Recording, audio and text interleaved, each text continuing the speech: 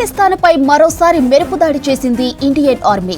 పాక్లోని 25 పట్టణాలపై 50కు పైగా డ్రోన్లతో దాడి చేస్తోంది భారత్. నిన్న రాత్రి నుంచి ఇవాళ ఉదయం వరకు ఇండియాలోని 15 సిటీలపై దాడులు చేస్తోంది పాక్ ఆర్మీ. దీనికి కౌంటర్ గా భారత దళాలు రివర్స్ అటాక్ ప్రారంభించాయి. ఇప్పటికే పాక్ ఎయిర్ డిఫెన్స్ సిస్టమ్ ను నిర్వీర్యం చేసింది భారత్. పాక్ ప్రయోగించిన మిసైళ్లను సైతం S-400 డిఫెన్స్ సిస్టంతో గాల్లోనే పేల్చేసింది. పాకిస్తాన్పై మరోసారి మెరుపు దాడి చేసింది ఇండియన్ ఆర్మీ. పాక్లోని 25 పట్టణాలపై 50కు పైగా డ్రోన్లతో దాడి చేస్తుంది భారత్. నిన్న రాత్రి నుంచి ఇవాళ ఉదయం వరకు ఇండియాలోని 15 సిటీలపై దాడులు చేస్తుంది పాక్ ఆర్మీ. దీనికి కౌంటర్ గా భారత దళాలు రివర్స్ అటాక్ ప్రారంభించాయి. ఇప్పటికే పాక్ ఎయిర్ డిఫెన్స్ సిస్టమ్ ను నిర్వీర్యం చేసింది భారత్. పాక్ ప్రయోగించిన మిసైళ్లను సైతం S-400 డిఫెన్స్ సిస్టంతో గాల్లోనే పేల్చేసింది. పాకిస్తాన్పై మరోసారి మెరుపు దాడి చేసింది ఇండియన్ ఆర్మీ. పాక్లోని 25 పట్టణాలపై 50కు పైగా డ్రోన్లతో దాడి చేస్తుంది భారత్. నిన్న రాత్రి నుంచి ఇవాళ ఉదయం వరకు ఇండియాలోని 15 సిటీలపై దాడులు చేస్తుంది పాక్ ఆర్మీ. దీనికి కౌంటర్ గా భారత దళాలు రివర్స్ అటాక్ ప్రారంభించాయి. ఇప్పటికే పాక్ ఎయిర్ డిఫెన్స్ సిస్టమ్ ను నిర్వీర్యం చేసింది భారత్. పాక్ ప్రయోగించిన మిసైళ్లను సైతం S-400 డిఫెన్స్ సిస్టంతో గాల్లోనే పేల్చేసింది. ఇదే అంశానికి సంబంధించి మరిన్ని డీటెయిల్స్ ఢిల్లీ నుంచి మదార్ అందిస్తారు. మదార్, పాకిస్తాన్ పై భారత్ మెరుపు దాడులపై అప్డేట్స్ ఏంటి?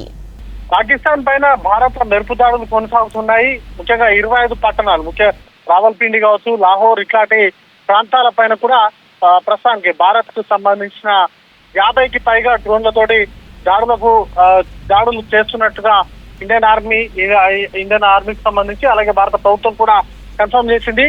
దానికంటే ముందు భారత్ కు సంబంధించినటువంటి సైనిక స్థావరాలను టార్గెట్ గా చేసుకొని నిన్న దాడులకు పాల్పడినట్టుగా భారత ప్రభుత్వం పేర్కొంది.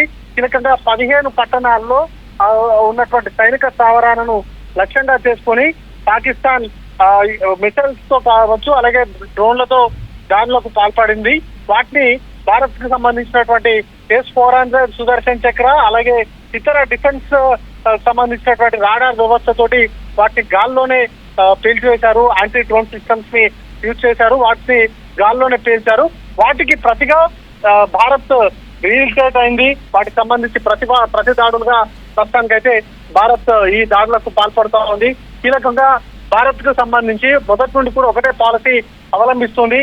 తానుగా దాడులు చేయట్లేదు, దాడులు చేస్తే మాత్రం ఖచ్చితంగా దానికి ప్రతి దాడులు అనేది కూడా చేస్తుంది. అది కూడా చాలా వేగంగా చాలా దారుణంగా వాటికి సంబంధించినటువంటి ఫలితాలు అనేది కూడా పాకిస్తాన్ అనుభవించేటువంటి అవకాశాలు కనబడతా ఉన్నాయి. ముఖ్యంగా నిన్న ఆపరేషన్ సింధూర్ పేరుతోటి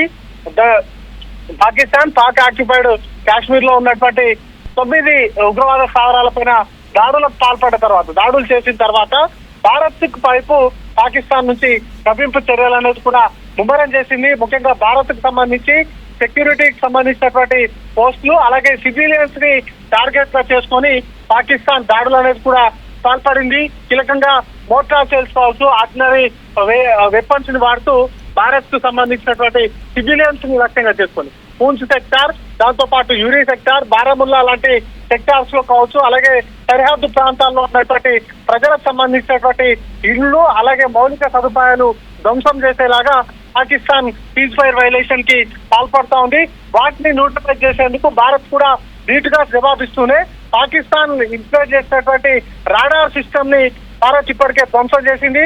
ముఖ్యంగా లాహోర్ లో HQ-9 చైనా నుంచి ఇంపోర్ట్ చేసుకున్నటువంటి డిఫెన్స్ సిస్టమ్ ఏదైతే ఉందో దాన్ని కూడా భారత డ్రోన్లు న్యూట్రలైజ్ చేశాయి. వాటితో పాటు చాలా పట్టణాల్లో కూడా పాకిస్తాన్ సంబంధించినటువంటి 25 పట్టణాల్లో ప్రస్తుతానికి భారత్ కు సంబంధించినటువంటి డ్రోన్లు దాడులైతే కొనసాగిస్తున్నాయి. దాంట్లో రావల్పిండికి సంబంధించి ఒక స్టేడియము అలాగే రేస్ కోర్స్ కు సంబంధించినటువంటి ప్రాంతంలో కూడా భారత్ దాడులకు పాల్పడినట్టుగా అక్కడ ఉన్నటువంటి సోషల్ వీడియోస్ కూడా బయటకు వచ్చాయి. ప్రస్తుతానికైతే ఇంకా దాడులు అనేది కూడా కొనసాగుతూనే ఉన్నాయి. రాజ్నాథ్ సింగ్ కూడా దీనికి సంబంధించినటువంటి అంశాలపైన స్పందించారు. భారత సార్వభౌమాధికారాన్ని ఎవరు కూడా క్వశ్చన్ చేయలేరు, ఎవరు కూడా సవాల్ చేయలేరు. ఒకవేళ చేసినట్లయితే వారు ఖచ్చితంగా వారిని ఉపేక్షించేది లేదు.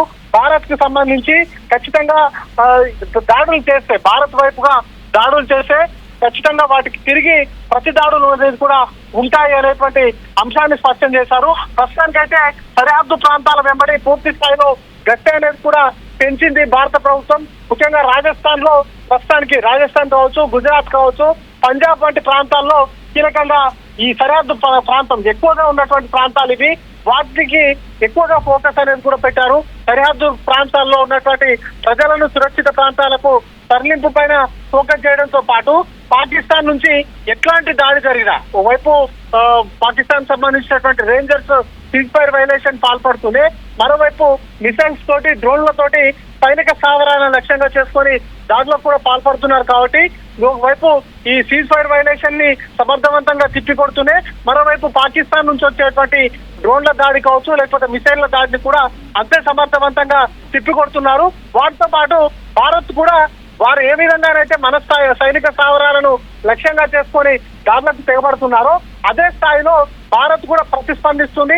భారత్ కు సంబంధించినటువంటి డ్రోన్ల వ్యవస్థతోటి పూర్తిగా పాకిస్తాన్ సంబంధించినటువంటి కీలక పట్టణాలు, అలాగే ఆర్మీకి సంబంధించినటువంటి స్థావరాలు కావచ్చు, వాటితో పాటు తీవ్రవాద స్థావరాలను లక్ష్యంగా చేసుకొని భారత్ దాడులను కొనసాగిస్తుంది. ఇక్కడెక్కడ కూడా ఇది కొద్దిసేపటి క్రితం విదేశాంగ శాఖకు సంబంధించినటువంటి సెక్రటరీ కూడా మాట్లాడారు. దాంట్లో ప్రధానంగా ఒకటే ప్రస్తావిస్తున్నారు, కీలకంగా భారత్ టార్గెట్ అంతా కూడా ఉగ్రవాదానికి వ్యతిరేకంగానే పోరాటం చేస్తుంది. నిన్న జరిగినటువంటి ఆపరేషన్ సింధూర్ లో కూడా ఉగ్రవాదులకు సంబంధించినటువంటి స్థావరాలను మాత్రమే లక్ష్యంగా చేసుకొని దాడులు చేశాం. ఎక్కడ కూడా సివిలియన్స్ ని లక్ష్యంగా చేసుకొని, అమాయక ప్రజల్ని లక్ష్యంగా చేసుకొని భారత్ ఎప్పుడు కూడా కూడా ఉగ్రవాదులకు సంబంధించినటువంటి స్థావరాలని లక్ష్యంగా చేసుకున్నామనేటువంటి మాటను పునరావృతం చేశారు. ఇక ఈ రోజు పాకిస్తాన్ నిన్న ఈ రోజు 2 రోజుల నుంచి కూడా పాకిస్తాన్ మన భారతీయ సంబంధించినటువంటి సివిలియన్స్ ని లక్ష్యంగా చేసుకొని దాడులకు పాల్పడింది. నిన్న సుమారు 15 మంది పౌరులు మరణిస్తే ఈ రోజు సుమారు 16 మంది పౌరులు మరణించారు. దాంట్లో 3 మహిళలు, 5 చిన్నపిల్లలు ఉన్నారు. వాటికి సంబంధించినటువంటి ఫోటోగ్రాఫ్స్ ను కూడా ఈ రోజు భారత విదేశాంగ కార్యదర్శి ప్రదర్శించారు.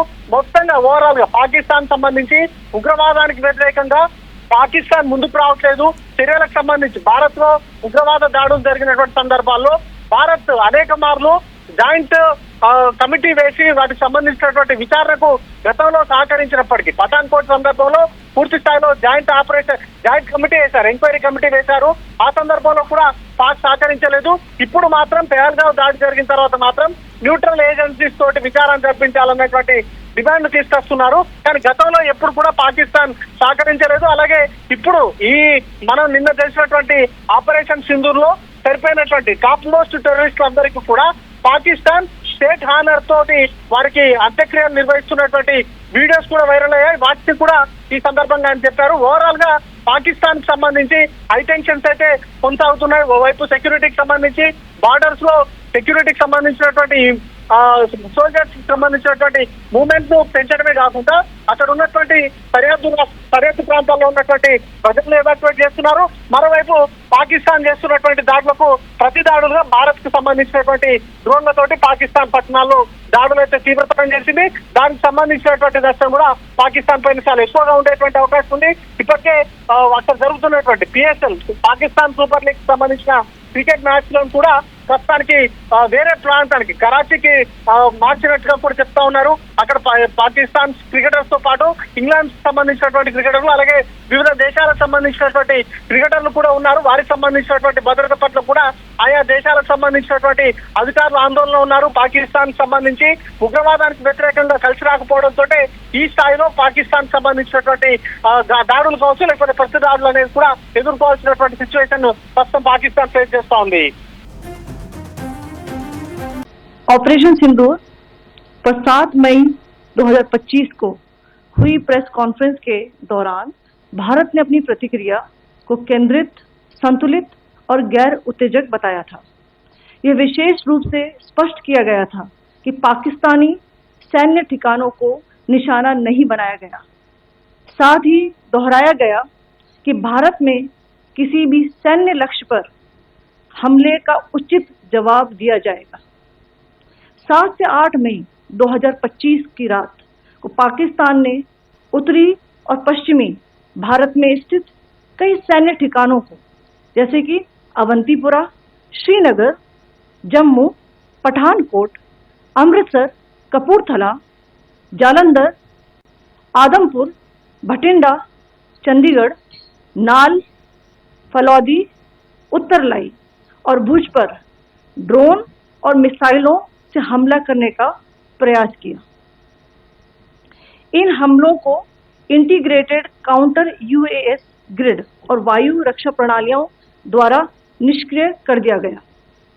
इन हमलों का मलबा कई स्थानों से बरामद हुआ, जो कि पाकिस्तानी हमलों का प्रमाण है।